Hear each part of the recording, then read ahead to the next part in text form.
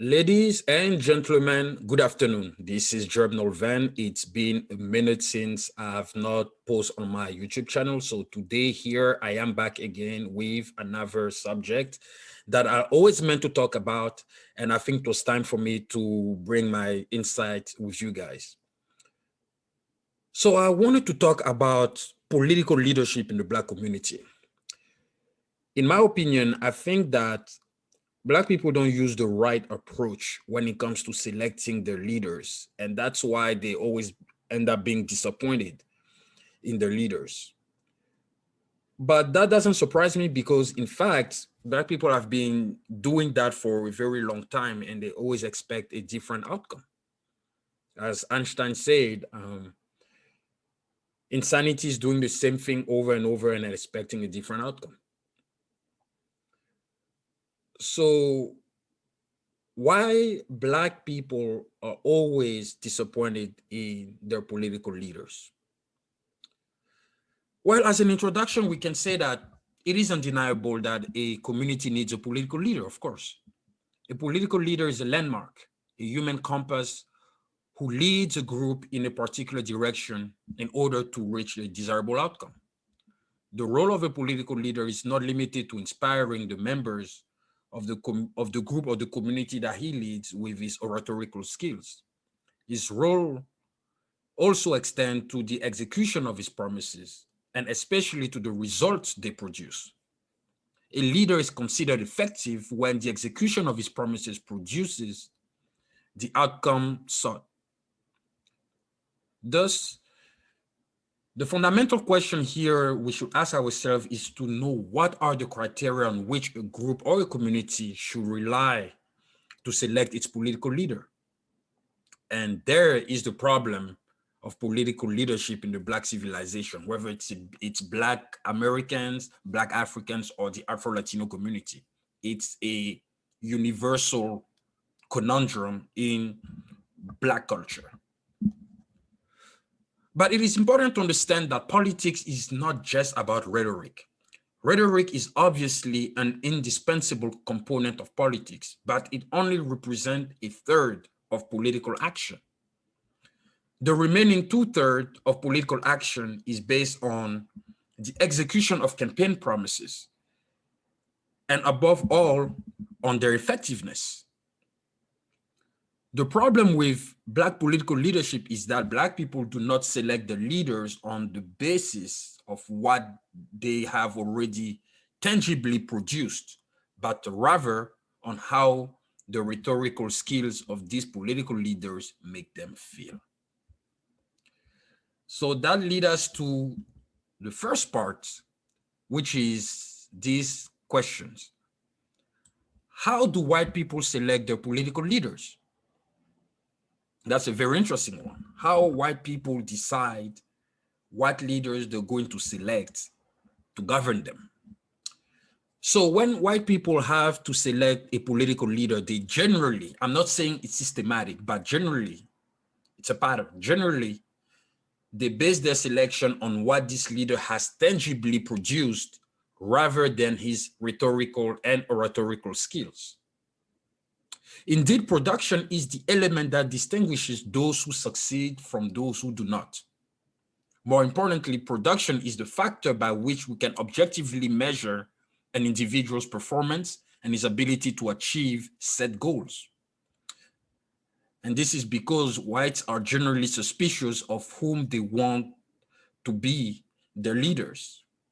Don't forget that white people do not hesitate to overthrow their leaders if they believe that their leaders is not competent enough to govern them. And with the Enlightenment era, white people develop what we call critical thinking. Always question the authority of your leader. Is the thing that what is saying makes sense? How is it going to benefit the community? Production establishes a form of a background check or a track record. It allows the governed to determine what a political leader can potentially accomplish objectively. And it is important. Whites have a rigorous approach to who they select as their political leader. And one of the reasons why they rely on production as a means to determine the effectiveness of the political leader is the ability to hold that leader accountable if that leader mess up. So that is very important. It's a very important criteria. But of course, this does not mean that the selection of Western political leaders is systematically done in this way. Of course not. There have been exceptions where white people prioritize rhetoric over production. And this has been the case, especially with Hitler, who objectively produced nothing tangible before entering politics.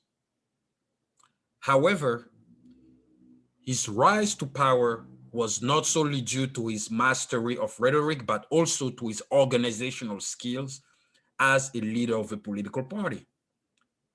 But as we could see, the outcome of his leadership was a world war that led the world into agony. And now this leads us to the question, how do Black people select their political leaders as well? This is interesting. When Black people have to select a political leader, they generally base their selection on how this leader makes them feel rather than what he has produced prior to his entrance into politics. But why then do Black people not prioritize production over the oratorical skills of the political leader?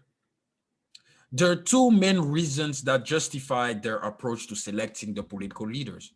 First, or the first reason, should I say, is that Blacks base their decision to select their political leader on faith and trust. In the American context, skin color is another factor to take into account. But when a political leader has exceptional oratorical skills, as was the case with Barack Obama in the United States or Kwame Nkrumah in Ghana during the era of African independence, this leader used his oratorical powers to trap his audience into making them focus only on his aspirational promises rather than his background. And this is because Black people have always hoped that their conditions will improve someday based on what they have endured, namely slavery and colonization. And this is also why Black people are very sensitive and receptive to nationalistic and Black power rhetoric.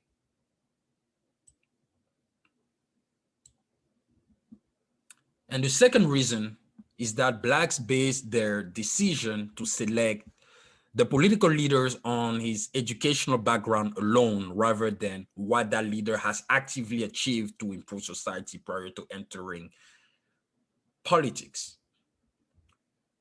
Blacks are ready to entrust their collective destiny to a political leader who has a solid educational and intellectual background, because they assume that this leader has an intellect clearly superior to theirs, and therefore believe that his ability to understand and manipulate abstract ideas is a sufficient condition to be an effective leader.